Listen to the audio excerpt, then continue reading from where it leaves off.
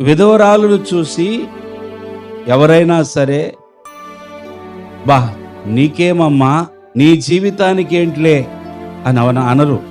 Ruth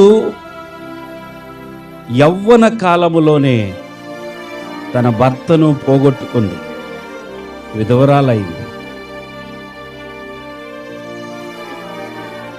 ఆమె ఉన్న కుటుంబములో తన అత్త వైపు చూస్తే ఈమె కంటే ముందు ఆమె విధవరాలైంది. తన తోటి సహోదరిని చూస్తే ఆమె విధవరాలైంది. ఒకే కుటుంబములో ముగ్గురు పురుషులు మరణించారు. వీళ్ళరా కొన్ని స్టోరీలు వింటున్నప్పుడు లేదా కొంతమంది జీవితాలను చూసినప్పుడు మనకి చాలా బాధ అనిపిస్తూ ఉంటుంది. ఎందుకని వీరింట్లో ఇలా జరిగి ఉండొచ్చు, ఎందుకని పాపం వీరింట్లో యజమానులను లేదా పురుషులను కోల్పోయారేంటి?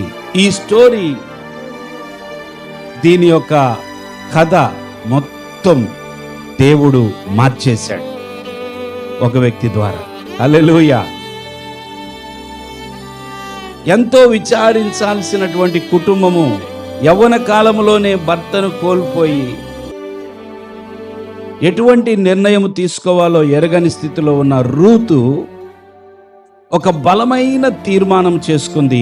ఆ ఒక్క తీర్మానం వలన ఈమె యొక్క విలువ మారిపోయింది.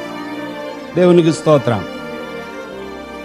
ఎన్నో తీర్మానాలు చేసుకుంటూ ఉన్నాం మనము కూడా. అయితే ఏ తీర్మానమును బట్టి మన భవిష్యత్తు మారుతుందో మనం గుర్తించాలి. దేవుని స్తోత్రం.